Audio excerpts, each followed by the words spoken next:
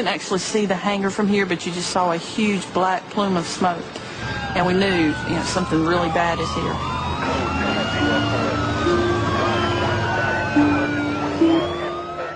In the adjacent building, sales director David Isola hears the explosion. Well, I was sitting at my desk, and I heard this loud boom. And one of the guys came in from next door and said that he just saw an airplane crash. And so I hopped in my truck and drove down to the site. From 60 meters away, Isola records the opening moments of the tragedy.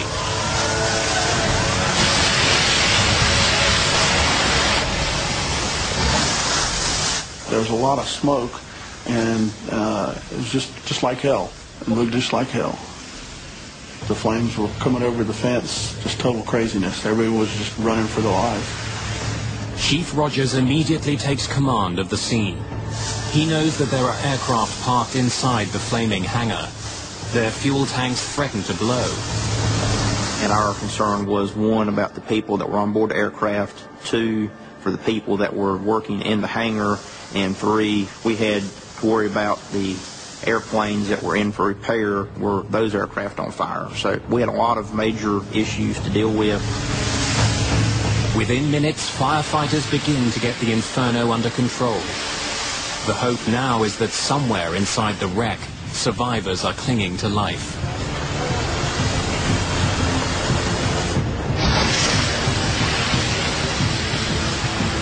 The main thing probably was on anybody's mind once we realized what we had was survivors.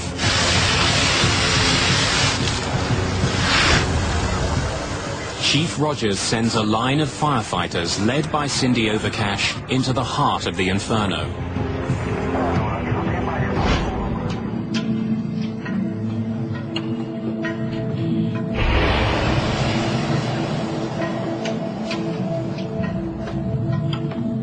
Cindy Overcash and two of her team make their way into the wreckage, carefully putting out spot fires along the way.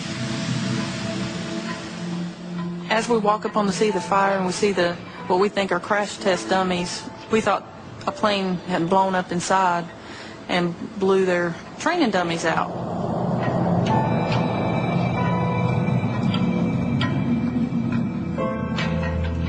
And then it dawned on me, that's not a training dummy.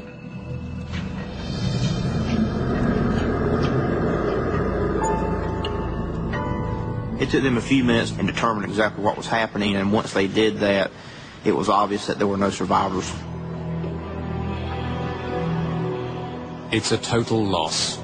All 19 passengers, as well as Captain Leslie and First Officer Gibbs, are dead. At about 8:53 this morning, we had an aircraft accident. It had 19 passengers and 2 crew. There are no survivors. And we hope that we never have to respond to a situation with such a large loss of life, but that is our job. This is some of the most difficult duty and task that a firefighter will ever do in their career. For medics and rescue workers, the ordeal is over. But for friends and family of the victims, the anguish has just begun. I was walking through the living room, and I stopped and said, my heart's beating right now just the way it was then. I said, has Christiana called yet? She said, no. Okay, and I knew then what had happened. I knew. So I went and got the telephone and called the school. He said, yes, Mrs. Shepard, we have some sad news. And he told me that the plane had crashed on takeoff. I asked if there were any survivors. He said no. So then I knew I had to go tell Doug, and he was in the garage. It's something you never forget about. I was changing a fluorescent bulb, and Teresa came to the doorway. How do you say that? You use words every single day. How can you use words to ruin someone's life?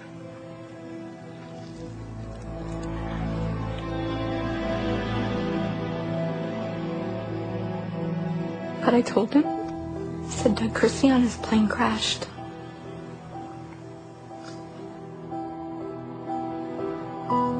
at that moment, my world fell apart. Now the shepherds and the families of the other 20 victims want to know what caused the deaths of their loved ones.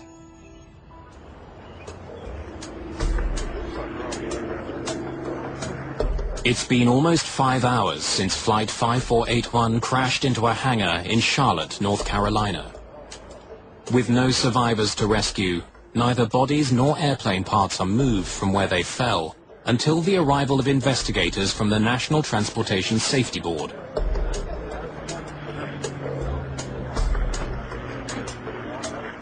While medical examiners mark the location of human remains in red, NTSB investigators mark scraps of metal in yellow, looking for clues to help them figure out what happened aboard Flight 5481.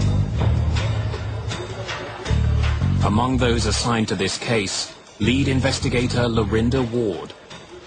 This is her first assignment as the lead investigator of a crash. But today, she's not feeling her best. That day, I was a little bit under the weather. I was fighting off a cold. You have the adrenaline that shoots through your body at the time, and so that actually makes up for when you're not feeling well. And I knew that the other people on my team were experienced, so I felt comfortable going to Charlotte. At Charlotte Douglas Airport, Ward takes the first steps towards solving this accident. I checked in with the fire department to make sure that the fires had been put out, and then called a meeting with all the first responders to see what they had noticed when they came to the crash site. Ward acts fast.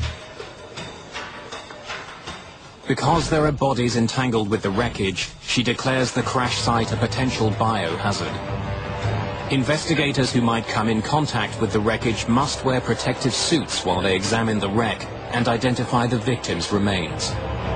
When we arrived on scene, the accident site did not look like an airplane was there. Due to the fire, the post-crash fire, when you initially walked up to it, it was hard to identify that you had an airplane that could hold 21 people.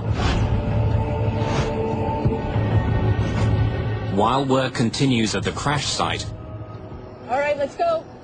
Lorinda Ward and her team look for clues nearby.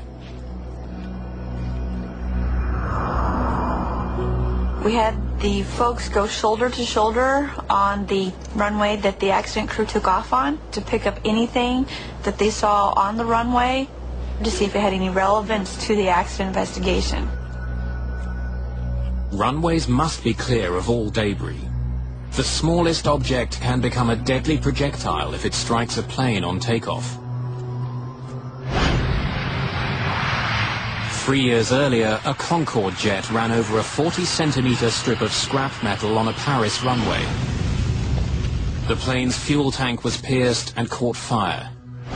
The aircraft rose to 200 meters before it crashed into a nearby hotel. 109 people on board and 4 people on the ground were killed. At Charlotte Douglas International, investigators scour the area. They find a fuel cap lying dangerously close to the runway. What do we got? It could be sucked in and it could damage an engine. The main part would be the damage that it could do to an engine.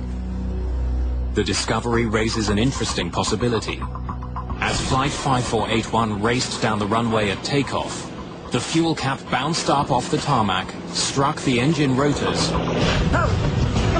and brought Captain Leslie's aircraft crashing to Earth.